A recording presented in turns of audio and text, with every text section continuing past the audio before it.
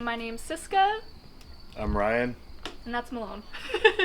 So it's a Class C Vanguard. I don't know what the... 91 Vanguard.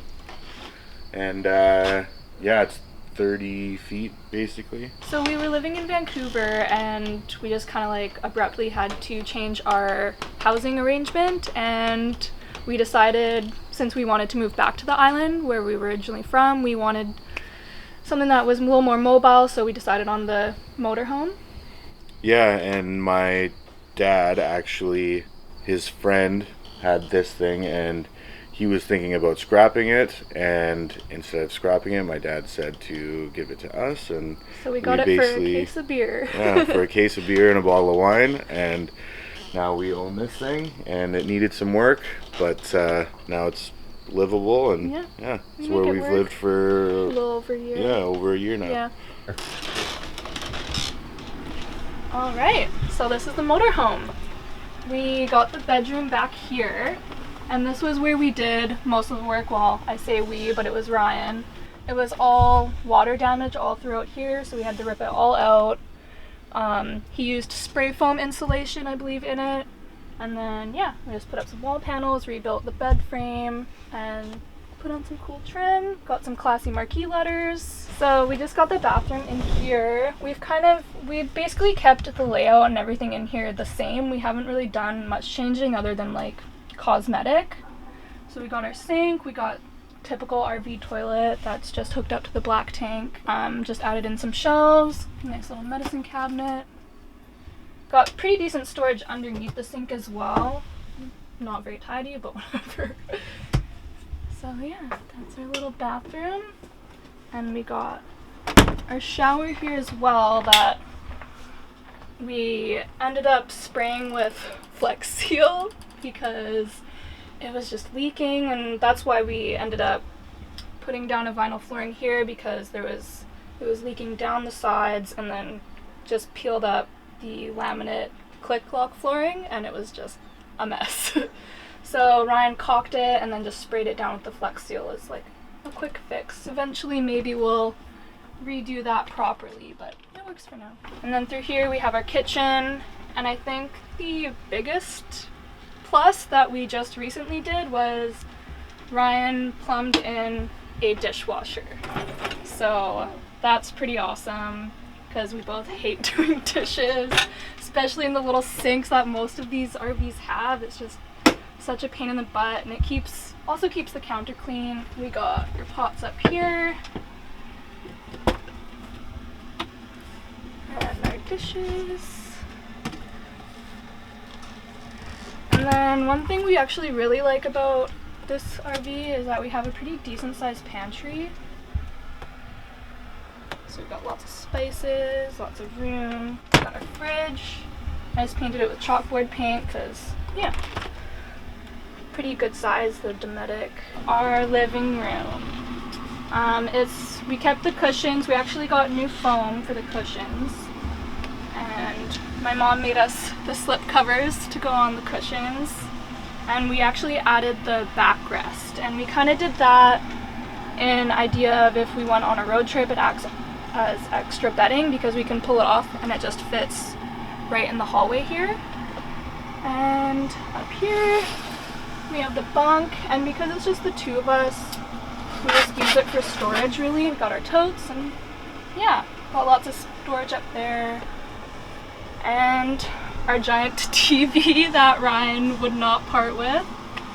So this was actually our TV stand from when we were living in our house, and we just bolted it down on the ground, and it doesn't move at all. And because the TV has a mount on the stand, it doesn't go anywhere either. Went all the way down to California with it, nothing moved. So it was pretty awesome. We got our DVDs and Ryan's games and stuff up here, and just more dry goods stuff. To add extra lighting, because we don't really use these much. We use them when we're not hooked up because it just runs off the battery, but because we are hooked up, we're able to use just plug-in LED lighting we got from Costco, and we just 2P10'd it, glued it all the way around. And yeah, it actually adds quite a bit of light. We don't have to go and dump tanks. We don't have to worry about power or anything like that. Internet and all that all hooked up basically from here. So we have septic that goes straight into our landlord's septic in the field there. And we have power going through here. Fresh water hookup here. And that propane tank we don't actually use. It's been here since the last people that were here. And yeah, that's basically for all the hookups. It's yeah, that's all kind of that we need to have hooked up and don't have to do any transporting. The only thing we have to do is we every 2-3 months we'll go and get propane, and that's literally down the street from here, so it's like a 2-minute drive. Fill up propane, come back and set it back up, and then you don't have to move it. One of the main reasons that we really like this spot is that we have the yard, the deck, and a big space for our dog, the fire pit, for when we have friends over. And yeah, it's nice having the space that Malone can go and run around and get some exercise. And We're yeah, able to have a garden. I built this with old form wood, concrete form wood that I got from my last job I was at, and we've managed to grow a few things in it, which is nice. Lastly, we got a little makeshift laundry room that we just have outside. It's, I think, Ryan's mom actually ordered this off of Amazon for us. And it's a little washer dryer. It's just a little spin dryer. Oh, there's a frog. So it doesn't completely dry, but so we got the clothesline and we can just hang it up so it finishes it off. It has this little thing in here. It spins around and it agitates the water in the clothes so it gets a good wash. I think what made us want to live in the motorhome was just the affordability as opposed to renting and basically paying somebody else's mortgage, and just the freedom to, if we had to, we could just pack up and move and we wouldn't have to worry about hiring a moving truck and doing all that sort of stuff. And yeah, just gave us more freedom. We're also in the process of saving to eventually get some land ourselves, so the cost of living in this is by far cheaper than what we were paying in rent. So it's allowing us to actually save money and get all of our debts and stuff sorted out, and yeah, actually eventually one day own a chunk of land similar to this. I think our feelings were probably excitement for the most part, because we were living in Vancouver and in Coquitlam, actually on the mainland, and we were super sick of the whole rat race. And we originally are from the island, and we just kind of wanted to get back to that lifestyle of being able to go camping in 15 minutes you're out in the bush, and able to go 4-bying and dirt biking, quadding and fishing, and you know, all that stuff that you can't really do over there. The biggest thing that we found an issue with was that we couldn't find a lot of places that actually allowed for people to be, you know, renting a pad space from them. And we were also worried about the dog, if we had to leave him inside, because we didn't have a yard to just let him out in. And this place popped up, and it was literally the only other place that was available. And it was like everything we wanted. We had the yard for the dog, we were covered, and it's just been really great, and our landlords are really awesome, so we really got lucky with this spot. Yeah. I think more fear came when we actually started renovating it, and we started taking down walls. We're like, what did we start? Yeah. Because the water damage looks like, when you're looking at it, when it's still the walls are up, it looks like a very small chunk, but as soon as I started peeling more and more away, and it just went further just and starts further crumbling, and further. and you're like, yeah.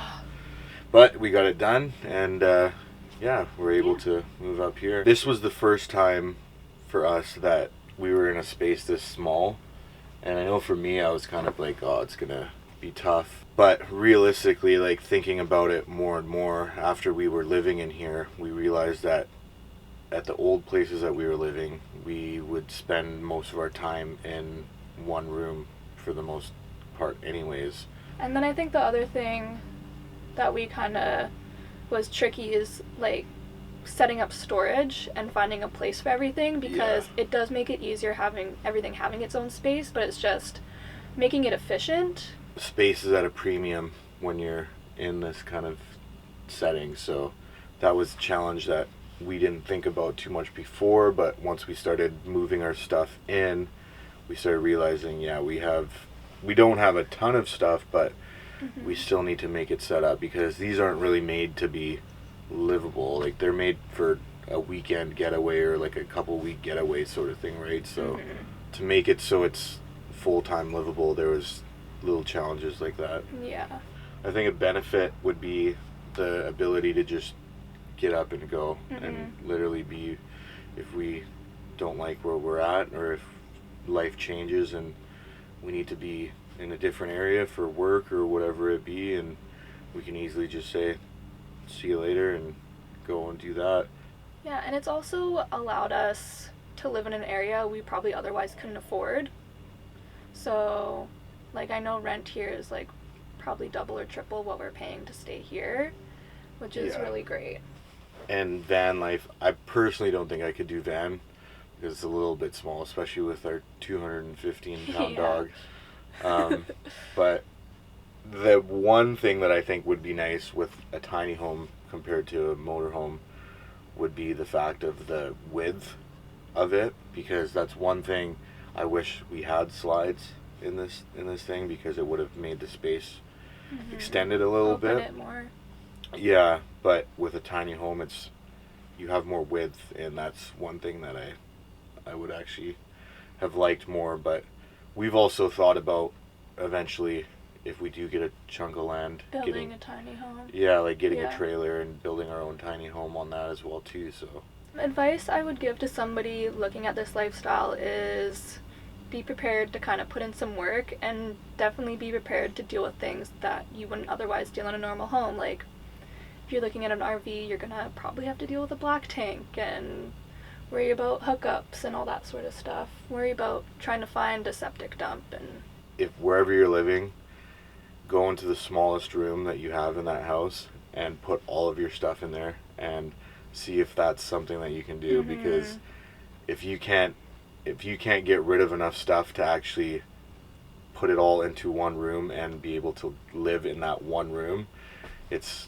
probably not for you to do this lifestyle. And go look at rigs. Like, go look at ones for sale. Like, even if you're just interested and you're thinking about it, go and like see and get an idea of what space feels like, and think about what you could do with it. Like, you can always make changes to your space, but again, that comes with work.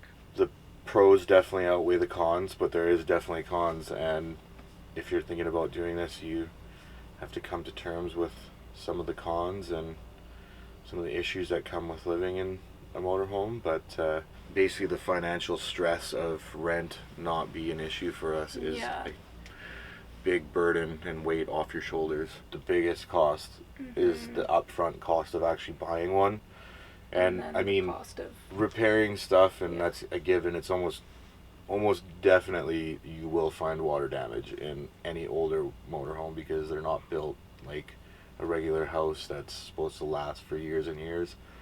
And repairing that'll be a little bit of a cost, but I mean, I think in total we spent maybe $2,500, and that's all we've spent so far.